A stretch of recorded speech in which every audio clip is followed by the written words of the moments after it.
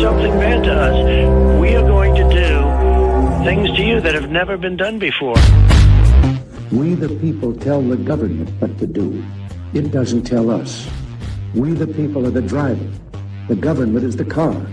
And we decide where it should go and by what route to do. We the people are free.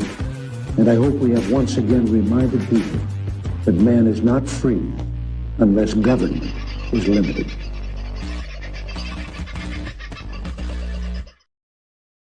Well, how you going, folks? Might turn my light on. You'll see me a little clearer, maybe. If that's probably a fairly shocking sight to you, I apologise. Trust you're doing well. It's Friday. It's persistingly raining outside at the moment, I can tell you. Don't know if you can hear it through the microphone, but it is quite solid. Don't think it's going to last terribly long.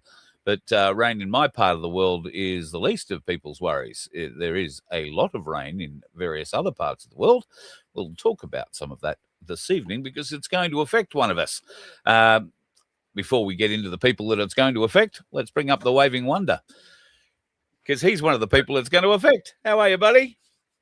Well, this is Manham, mate. I don't know how much effect we're actually going to get, to be honest. Well, can I bring this up for you? The thing that the Weather Bureau is predicting with all this rain that's coming down through Central Australia is that they're trying to flood the Murray or in parts of it. And I don't know, you live on the Murray. What sort of chances of this happening? Is this likely to be a thing? No.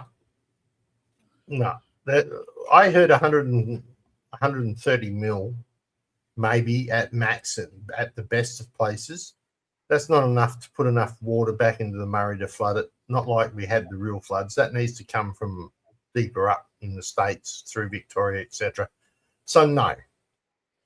So you're not expecting that that floodplain that sort of extends from Western Queensland down through Western New South Wales to come down and hit the Murray-Darling and then wind up wrong washing direction, its way past your door. Yeah, the wrong direction. Oh, well, right. Yeah. Fair point. Well, Fair point. That's like that way and the other one's that way. So Yeah, all right. I'll get it right.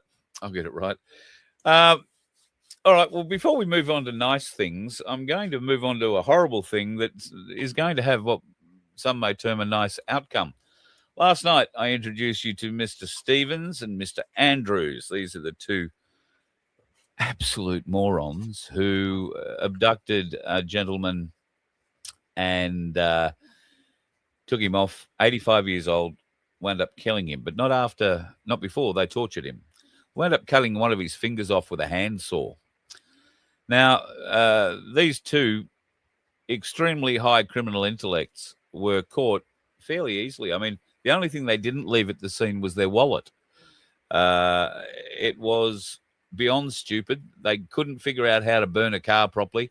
And from the car that they used to abduct this gentleman in, they found a cigarette butt with DNA on it. They found blood. They found carpet squares. They found all sorts of things. They found stuff that tracked back to the house in Dural there. Unbelievable. So using good police detective work, I guess they managed to track it all back, find out who was who in the zoo. And as you know, these two mongrels got locked up yesterday and had to face a bit of a hearing yesterday. I found out today that a number of Sydney's best barristers, criminal barristers, have been approached by the bloke on the right, that fella, his parents. He comes from a very, well, I don't know if they're very wealthy, but they are a fairly well-to-do family. They're a trucking family, and they live in a reasonable house. Apparently, they have tried to secure the best legal defense for their son as they possibly can, and they've got a few bucks to do it, obviously. But my understanding is there are no takers in the top law firms. The Beaks are not going to go in and take up one of these cases, which appears to be at this point in time anyway, a lay-down misère for a flogging if you're on the defence side. But stranger things have happened in criminal cases and bigger criminals have got off. The other thing to remember too is that these two are just, Dumb and Dumber, who executed very poorly a set of orders that were handed out.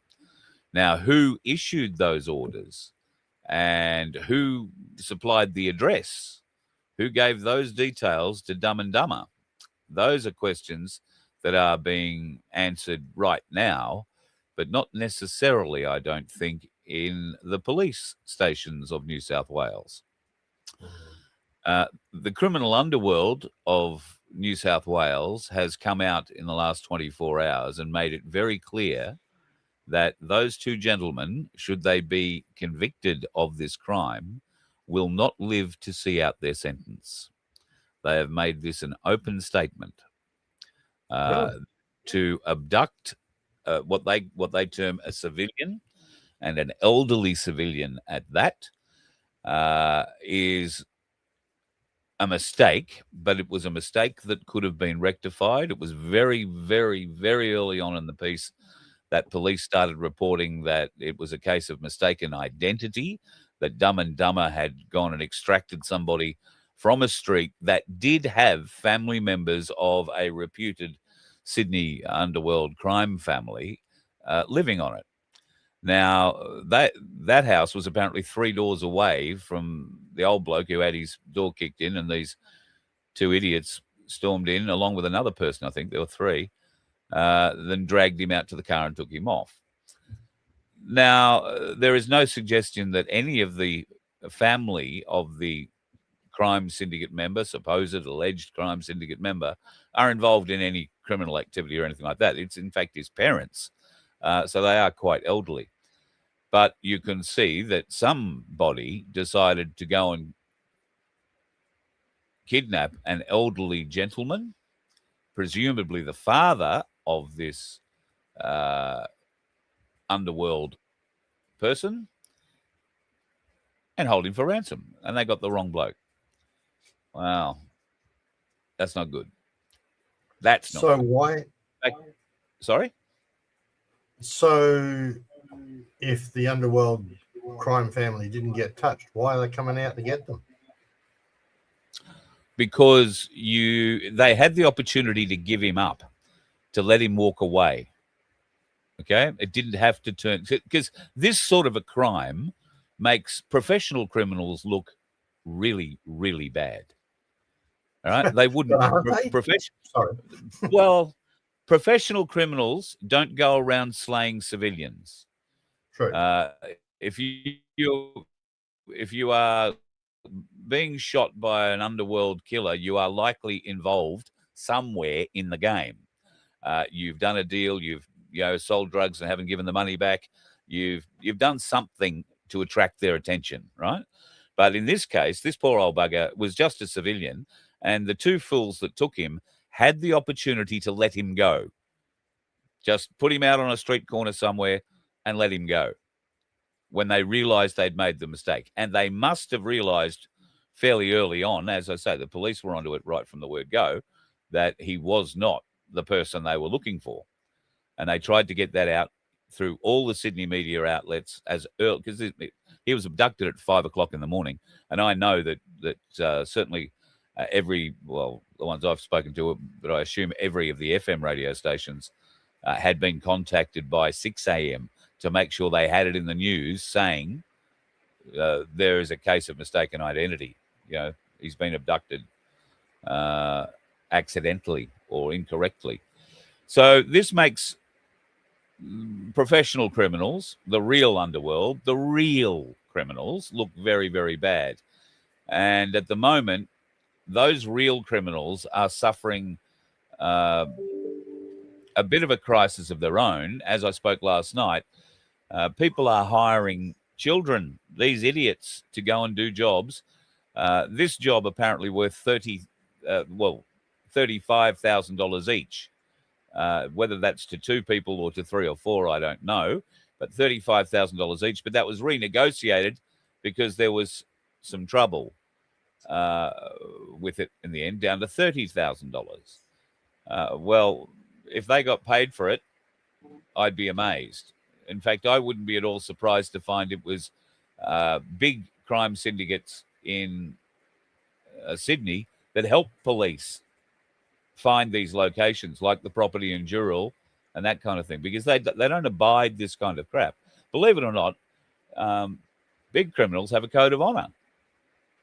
And no, I believe they do. Yeah. Yeah, you don't. They don't trouble civilians, and if you attract attention to their business that way, you pay a price. And now that price will not only be paid by those two tards inside a jail, but there will be recriminations on the streets of Sydney, because those orders came from someone. And that someone isn't currently locked up safely in a segregated cell somewhere in Sydney. And because this statement has been made quite openly, those blokes are going to go into protection immediately. And as one of the videos that I watched today put it about protection in New South Wales jails, there are cemeteries all over the state filled with pedophiles who were safe in protective custody when they died. And they didn't die from old age. Slightly different set of circumstances on that, because we all know what the justice system inside is about kiddly fiddlers. So, well, the thing about justice inside is that it's real justice, and it doesn't just focus on kiddie fiddlers. They also take, believe it or not, just as dim a view of civilians being involved in matters, particularly senior citizens, old people, that have no skin in the game at all. They take it very, very, very poorly. So, no, rest assured, there are plenty of blokes behind those walls that these blokes are going to go behind, who are never getting out, who are in there for life sentences now. What's another death or two? No problem. It'll mean someone in their family gets looked after really well on the outside for the rest of their lives. That's all it'll mean. Yeah, I mean, but there's also plenty of people that are in those jails who have just gone out and hurt civilians. That's how come they're in there in the first place. So, well, they're a different kind of crim. They're a different kind of crim, right? Yeah. A crime of property stealing or something like that is not the same as kidnapping an international criminal syndicate's alleged member's father and holding him for a $50 million ransom while cutting pieces of him off. You see the scale difference? Too gruesome for me as far as I'm concerned. But yeah, as far as those two guys are concerned, they deserve what they get. Oh, couldn't agree more. Could not agree more. It's actually one of the comments that have been coming out in the interviews I've been doing with some of the pollies, and I've got some more lined up at the moment. And a lot of them is there's been too much soft crime. So, when they do, well, as one said, you do the crime, you do the time, and that's the way they want to run it. So, so that's the One Nation and Liberal. Yeah. So, very interesting, guys. To so far? Give yourself a plug. Yeah, I was just going to do that. So come and jump on to the Freedom Broadcasting Network, FBN at fbnmedia.online in YouTube, and we also have our Rumble channel. We're also putting them up on TikTok, Facebook, so you can go and like us on Facebook. The sooner we get 100 people likes for our FBN Media channel on Facebook, the sooner we can live stream it straight to that as well. But there's a lot more to come on that. It's the same 16 questions, the little variances here and there, but the idea is you get a chance to see what the pollies are promising. And I still got to nail our mayor here, Simone. I think she may have turned her mayor's phone off, so I'm going to have to try and contact her another way because she's been flat out doing stuff. Labor is really pushing hard in this election. I'm seeing it around the traps, lots of ads, lots of bits and pieces. The Liberals, I thought was very interesting. This arrived, hang on, let me find it. Or did I get so up threw it away? No, this one, I'll see if it will show up. This one arrived from the Liberal Party, and it's all about don't waste your vote on independents. So they're trying to knock the independents out at the moment as well. Right. Okay. Really interesting. That's a piece of pamphlet that's come out. So latest polling out of South Australia says Malinowskis is going to run rampant and win by a proverbial mile, and that the Liberals will be decimated to a point where One Nation will be the opposition, with the majority share in any union that they have coming together going forward. What do you think? Maybe that's what I'm hearing here as well.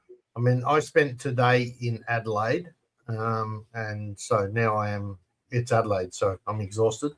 But one of the things I did notice there, I had to go to see my sister, who is happily recovering, which is great. And there's massive heaps of building and works happening at that location, which is a hospital area.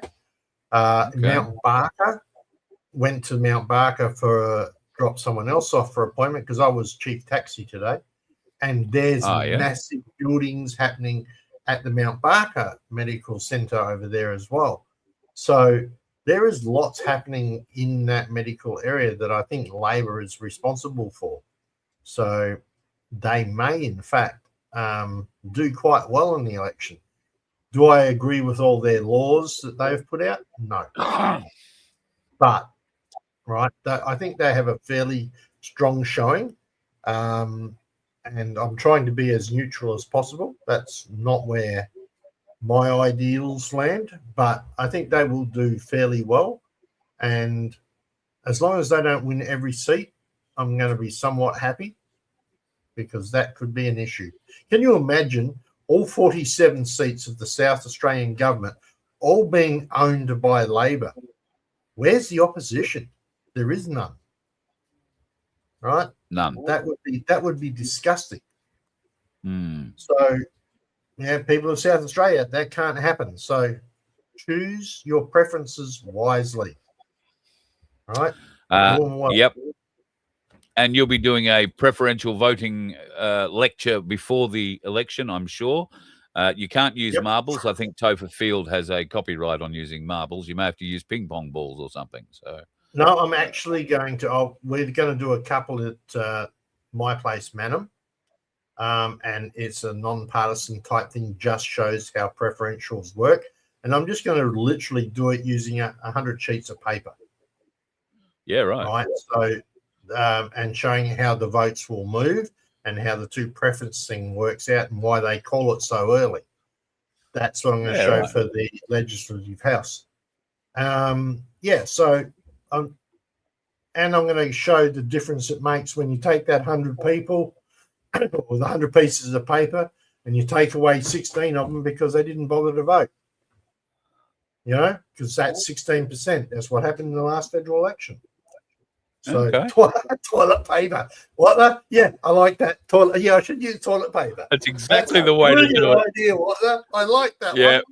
Yeah. That's exactly how it will be done. Ah, yeah. Right. Very good. Write that down. Do not forget it. That's very good. Yeah. Hey, but I'm hoping I'll record that and maybe throw it up on FBN as well.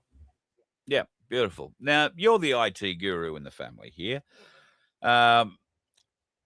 I'm going to bring this up to begin with. Commonwealth Bank has called police because there's been a $1 billion fraudulent loan scam put through using AI into their banking systems. Now, it's also yesterday that the Commonwealth Bank announced they would be sacking 2,000 Australian-based staff because AI will be taking over. They also announced, not here in Australia, but in India, they're looking for 100 IT professionals based in India to augment their AI team based in India. And do you find that just a little funny? They sacked 2,000 people and AI is taking over, and the next day there is a front page headline that says AI helped people steal $1 billion from the Commonwealth Bank. So I have two issues here. Commonwealth Bank became its own entity, used to be the Commonwealth Bank of the people. Right, so that's issue number one. Number two, what the fuck are they doing employing people overseas? It's supposed to be an Australian bank. Sorry. Oh, well, they only made $5.69 billion half yearly profit announced last week. And they're sacking $5.6 billion half yearly profit. Yeah. But they've got to sack more Australians. I haven't dealt with the Commonwealth Bank. I learned a long time ago that their fees were exorbitant and their policies were shit. So yes, that's my personal opinion, by the way, just in case you want to sue me. Yeah, I found them as thieves at an early age too, bastards. But effectively, AI is going to be a disastrous thing over the next 5 years. We could probably sit here for the rest of this show and name jobs out there, and I can pretty much guarantee that a lot of those we would name will go because of AI. Another one has announced, not an Australian company, but this is a company owned by Jack Dorsey, and has been running for some years a significant. What's it called? I'm just going to try and find the story quickly. I'll bring it up. Blocks is the name of the business. It's parent company of Afterpay. And it's cutting nearly half its workforce from a bit over 10,000 people, to a bit under 6,000 people. Yep. All because of the AI they have developed for their own company. Now, isn't it funny? We look at these AI, we look at these IT specialists, these computer programmers, and we say, oh, by geez, they have programmed themselves out of a job. Well, no, they're very smart. They're very intelligent people. They couldn't see they were programming themselves out of work. Yeah, exactly. Out of the future. Not just programming themselves out of work, programming their career out of existence. It does. The job title won't exist anymore. I wonder if any of them are feeling stupid now. There are so many. I was thinking about today. We're doing some pretty wonderful T-shirts at our merch store, which yours truly, who is not an artist, right, has managed to design. Now, I do have a wonderful graphic artist in my family, my daughter, one of my daughters. She is absolutely She hates us, though. Right? But I can do that on AI in 5 minutes. Who's going to pay her to do something? Yeah. There's one job gone. So that's graphic artists gone straight away. So that whole industry is now going to get destroyed by AI. Right? Yeah. Programming is going to get destroyed by AI. Right? Fixing computers, just ask AI. That's gone. Right? So what else is there? Well, we've got cars that are driving around as taxis. That's done by AI. So there's all the taxi drivers gone. Just pick a thing. I mean, other than carpentry or a plumber or something along that requires a physical hands-on thing, anything that doesn't, like every single secretary, they'll be gone. Well, it's just as well. AI is going. It's just as well that somebody is planning ahead for this AI invasion, because as you are identifying, as we are all identifying, there is so much AI content being delivered daily to our electronic devices. And some of it is very, very, very good and very hard to tell that it is AI. Some of the AI content that is being delivered is 100% quality content. The information it's delivering is worth listening to and worth knowing. But a lot of the content that is being delivered has no real relevant information other than spreading lies. And as you said before with the Carl thing, with the Carl Stefanovic thing and the Prime Minister, There are some people who will look at that and say, oh, they must be the outtakes that Channel 9 didn't put on because they don't understand Stefanovic's doing a private podcast and he would never put up outtakes with the Prime Minister. But anyway, so isn't it great that somebody is thinking forward about that and is developing the Australian Trust Authority? Do you like the sound of that? Yeah, right. Let me share the Australian Trust Authority with you. Here's the about them. Our mission, the Australian Trust Authority, was established in 2028 by the federal government. Our mission is to safeguard digital trust by empowering Australians to navigate an era of pervasive AI-generated content. We provide transparent, real-time guidance on digital platforms, trustworthiness, dedicated to maintaining a reliable baseline of truth online. The challenges we face. Generative AI has driven an explosion of autonomously created online content and services, leading to a widespread degradation in digital quality and reliability. As most AI services originate offshore, traditional regulation is ineffective.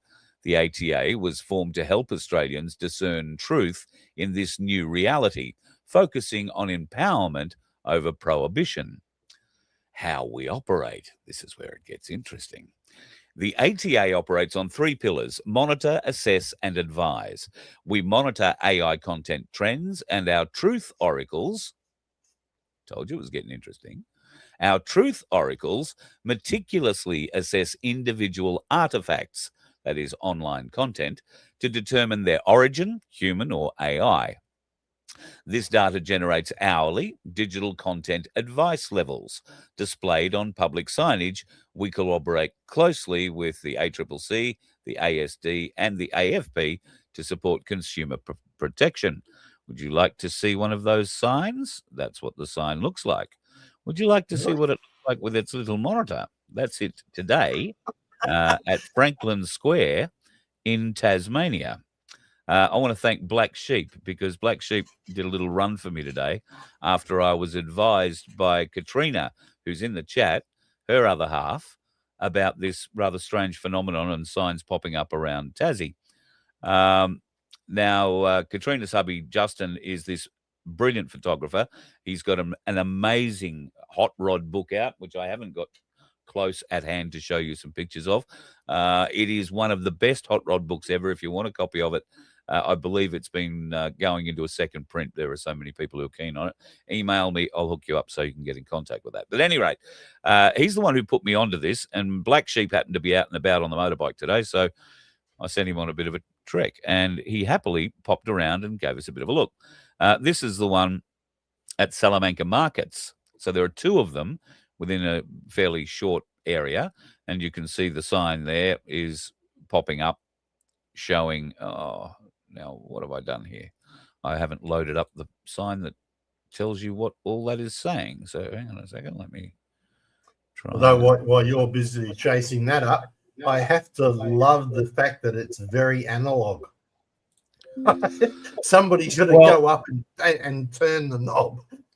I said the same thing. But it's not. It's Wi-Fi. It's Wi-Fi? I haven't seen anything for it that says that yet.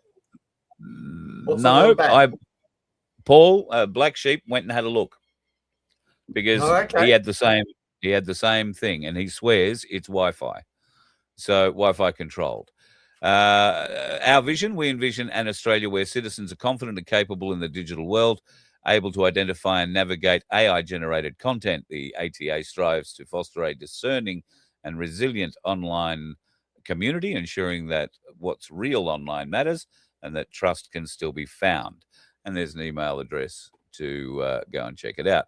Now, if you go to news, you will see Launceston prepares for digital content service signage, January 28. Franklin Square installs, and these are the 2 places I've shown you. It's being rolled out in Victoria, apparently, and in certain parts of the ACT and some parts of Western Australia. This, down the bottom of the news, is interesting because if you remember the first line of the abouts, which we're not there anymore, It says that this thing was launched in 2028. So here is the launch announcement, October 2025. The Australian federal government today announced the formation of the Australian Trust Authority, a new department tasked with addressing the growing challenge of AI-generated online content. The Prime Minister indicated the ATA will focus on helping Australians navigate a digital landscape increasingly saturated with autonomously created information and tools. The ATA's primary mandate is to establish a national framework for assessing content veracity. This initiative acknowledges the limitations of regulating offshore AI services and instead aims to empower consumers. The authority will develop systems to provide transparent guidance on the trustworthiness of digital products and services. Now, Vincenzo, what does that mean to you? Bearing in mind, I'm sorry, I'm skipping a salient point here. Bearing in mind that if we put on our cabal hat, we have to tell them what we do to them before we do it to them. True. All right. I have a couple of things I want to say on that, but you just bring out what you think first.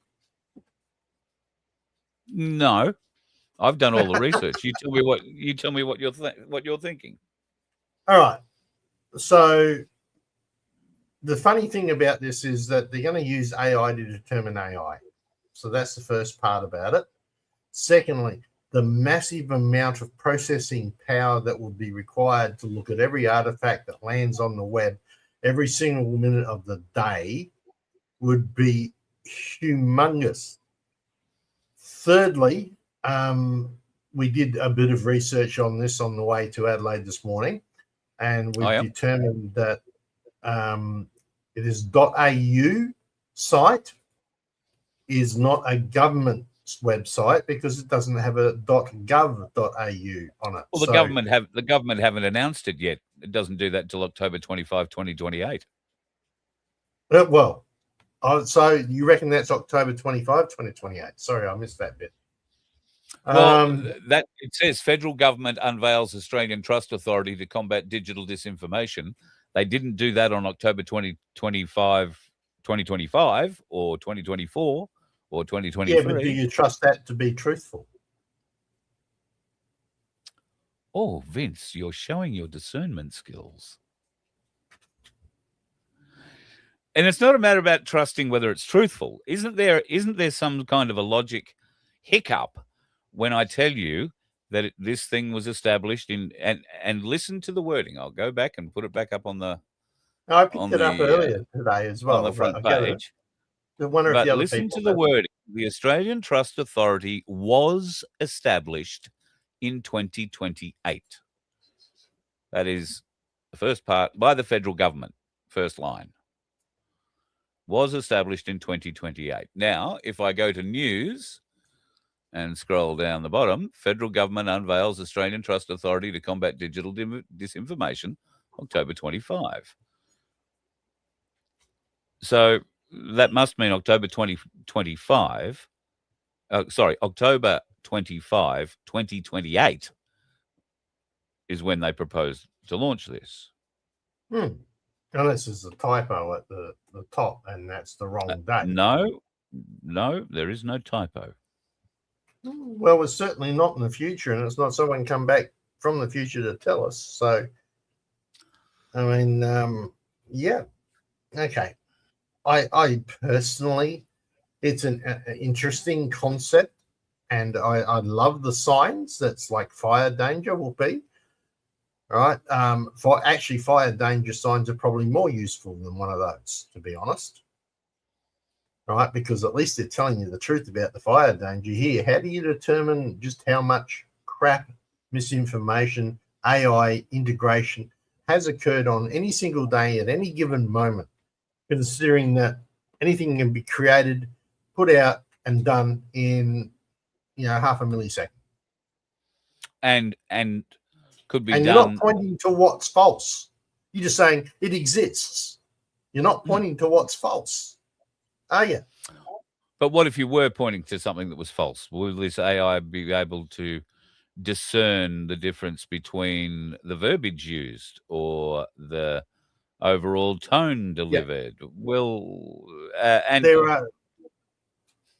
there's I've like probably.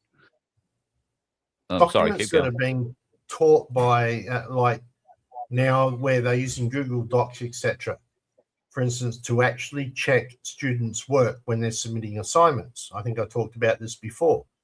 And they're using the AI to go through the Google Docs to determine if it's been written by the student using obviously characteristics of speech, typing speeds, etc., and so on, or whether it's been generated by an AI device. So that's part of what they're using to grade with.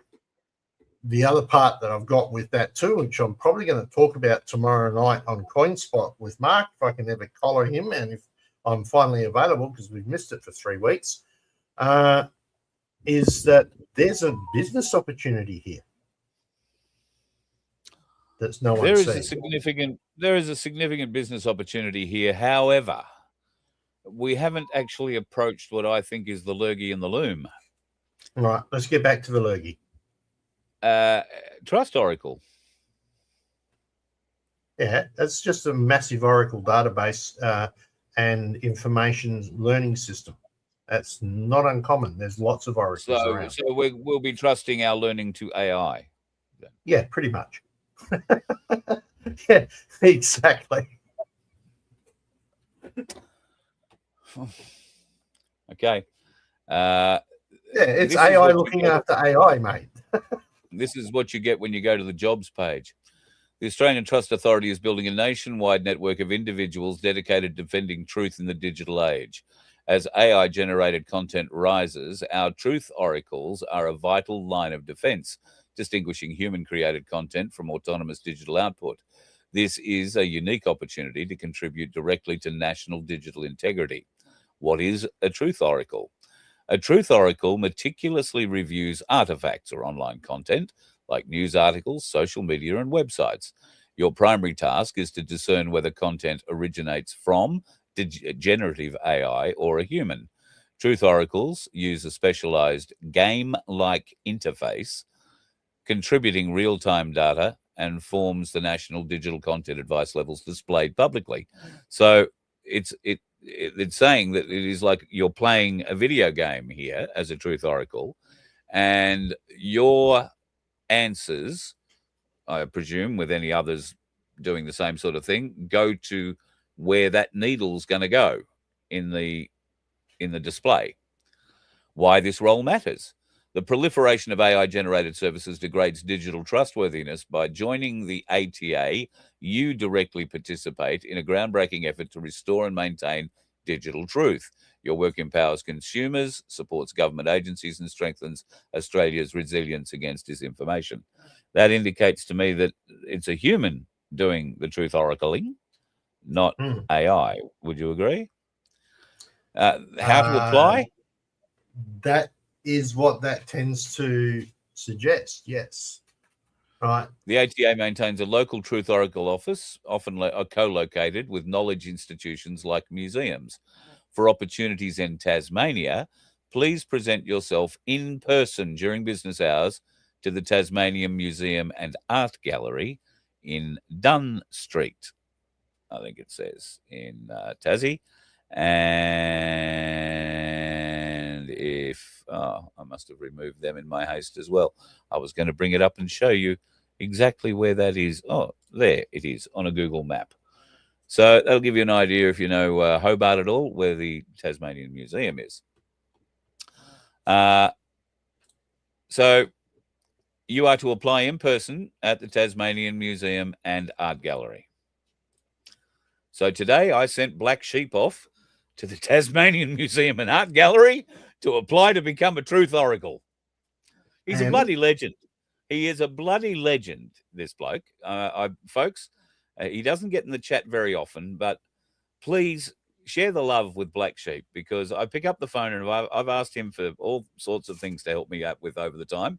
I've known him and he has never said no to me. He is a wonderful bloke. He, we all suffer from our own demons, and he's got one or two of them, haven't we all? But God love him.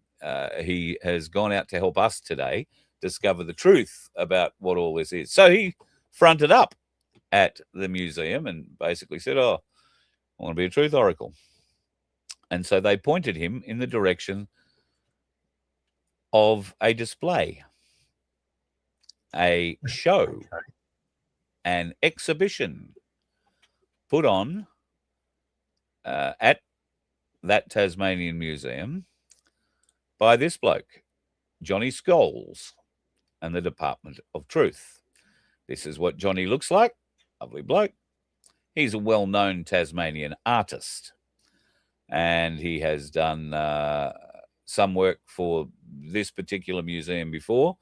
He's also done work for the other museum in Hobart, the satanic one I like to refer to it as, Mona or MoMA, FOMA, and all the dark FOMA and mofo and bloody, it's a filthy, rotten, horrible. Yeah.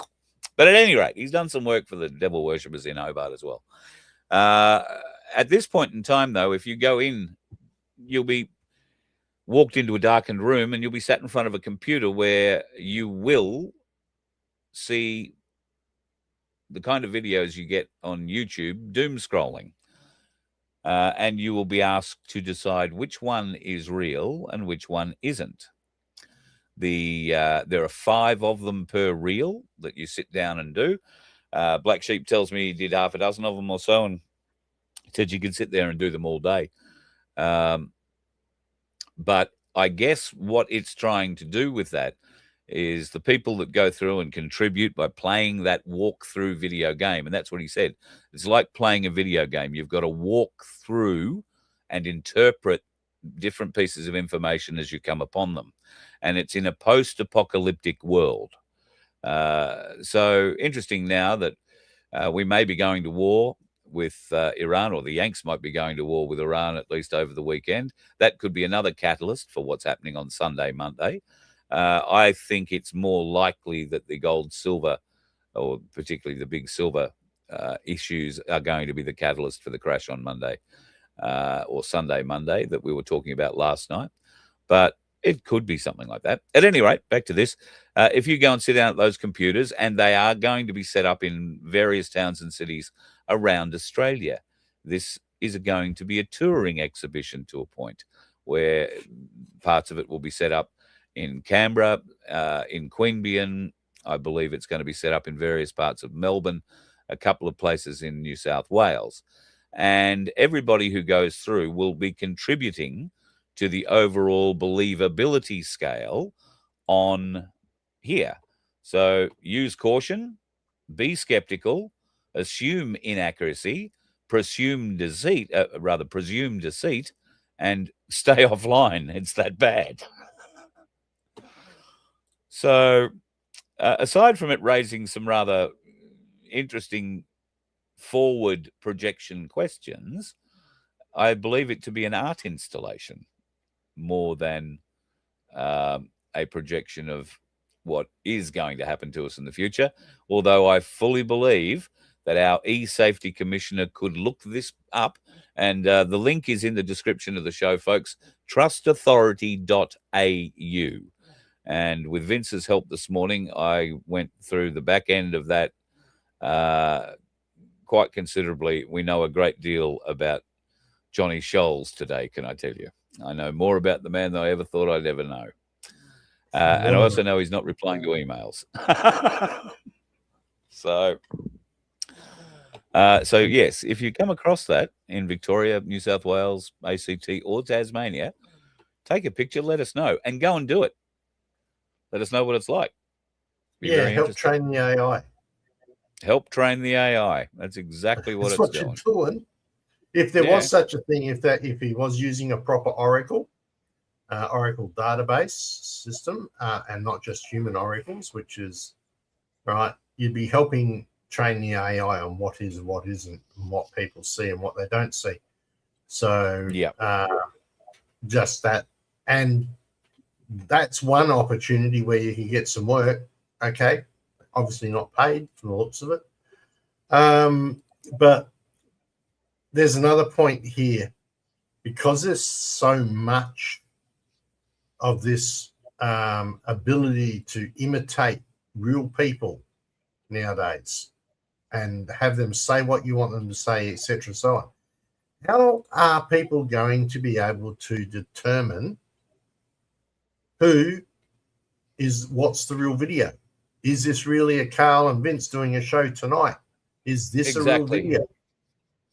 Right. And this is going to be our biggest issue going forward. How are people going to discern? I mean, they can't discern right from wrong now, most of them. How the hell are they going to discern truth from fiction?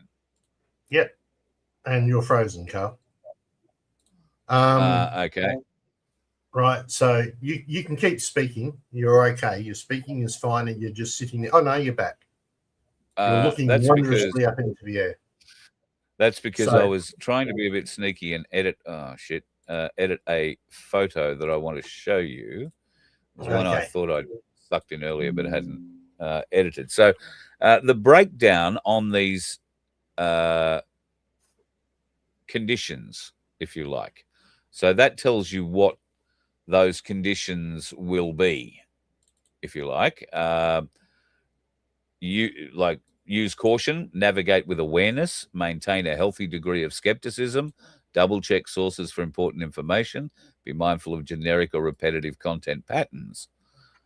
Be skeptical, question everything, assume moderate risk of AI-generated content, prioritize trusted news sources, sending you back to mainstream media, cross-reference facts before accepting them, consider it if content feels human-authored. Some people wouldn't know the difference between human authored and if a bloody mouse wrote it. Assume inaccuracy. Proceed with extreme caution. Actively assume much content is inaccurate. Verify all critical information independently. Be wary of sensationalized or manipulative content. I would go so far as to say we'd probably get that rating. Presume deceit. Minimize online engagement. Assume content is likely intentionally misleading.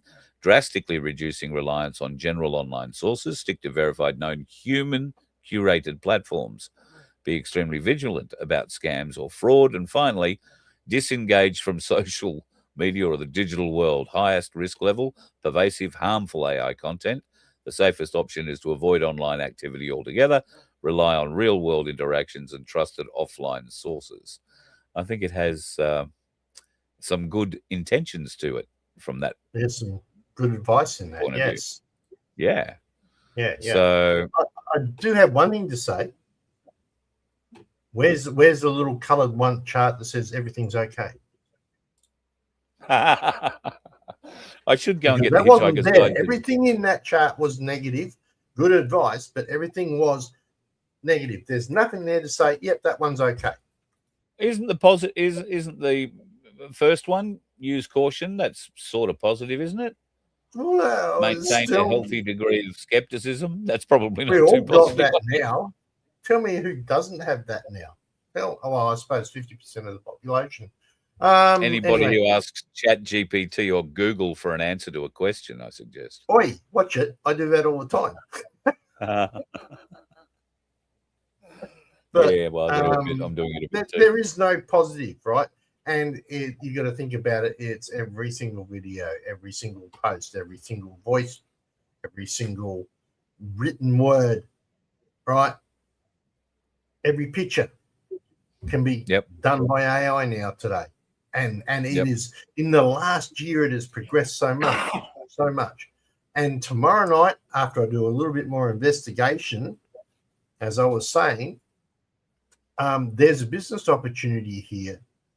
And I think that the content creators are going to take an opportunity to use this, and that is sort of like they did with digital rights, DRMs. So I have a very dear friend. Who came up with an app that allowed all creators to digitally watermark their work. Correct. It's an app called Zidget. Now, I don't know if it's still going, but she certainly owns it all still and could be brought back up. I would think that would enable content creators, if they were to load their content, log their content with Zidget, it's automatically verifiable then as a if you like, real content creator, not an AI generated one. But you and I, if we were better using those AI video generators, we would be generating all sorts of content, putting words onto characters or words into characters' mouths to help reiterate the points we use. Now, is that mis or disinformation, or is that just using our tools or the tools available to us to better try and educate our audience? I think you have to draw a bit of a line in there somewhere. I mean, if we put words into somebody else's face, I think that's bad. Right? Okay. Because it's not them that said it. So might be true words. They may well be true words. But if you're going to say something, be honest enough to use your own face. Unless you're making it a cartoon or a characterization or something like that. Yes. But don't take another influencer's face and rearrange the words to suit your message. That's just outright wrong. Right?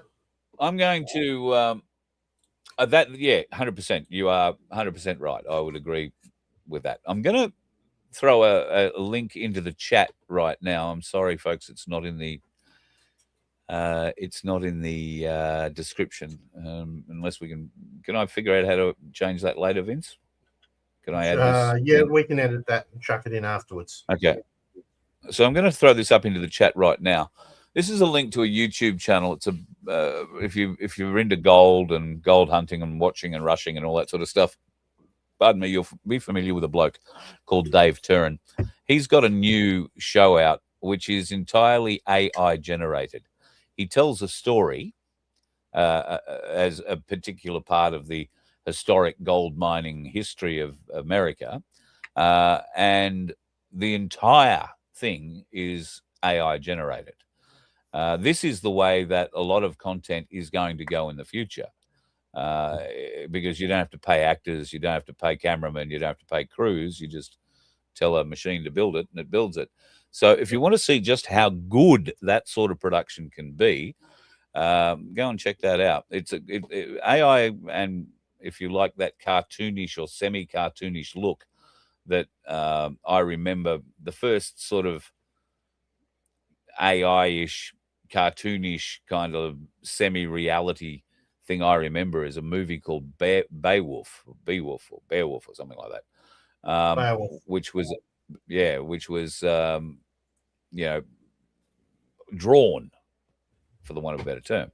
Never thought it was much good anyway, but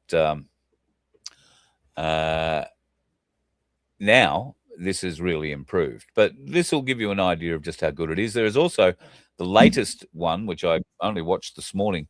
It's only runs about 15 minutes. It's pretty easy to listen when you're doing the dishes or something. And the story today was about how gold saved the Revolutionary War and won the revolutionists the war, and where that gold came from. And interestingly, that gold came from a Jewish fella who was born in Poland and came out to the New World to make a new life for himself. Became very, very, very, very, very, very wealthy indeed. He was a double agent, if you like. He worked for both sides to keep himself alive, certainly at one point, and then became a very, very, very, very wealthy man to the tune of what today would be $60 million worth.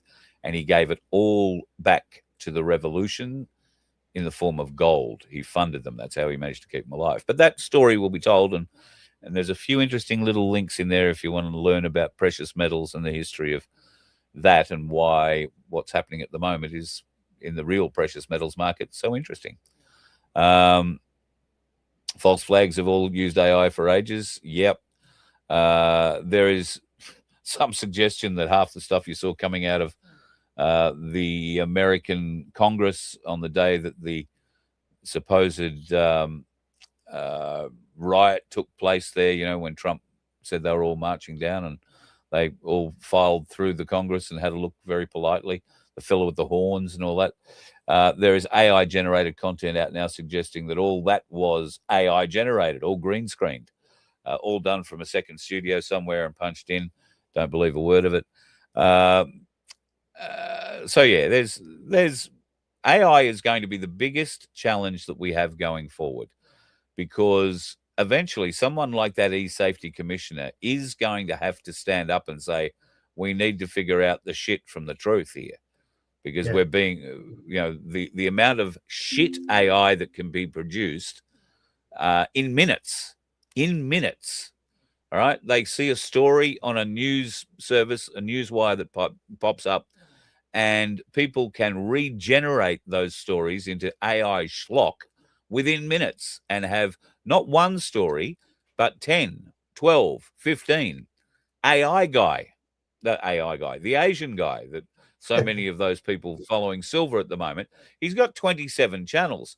Would you be disappointed to learn that the Asian guy comes out of India?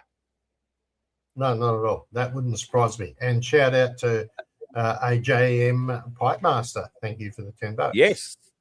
Thank you.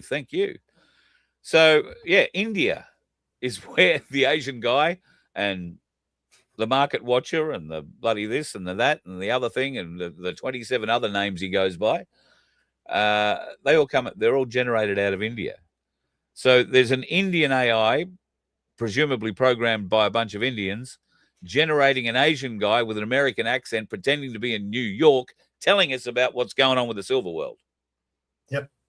And a lot of cases you can't fault his information. Right most of the time as well.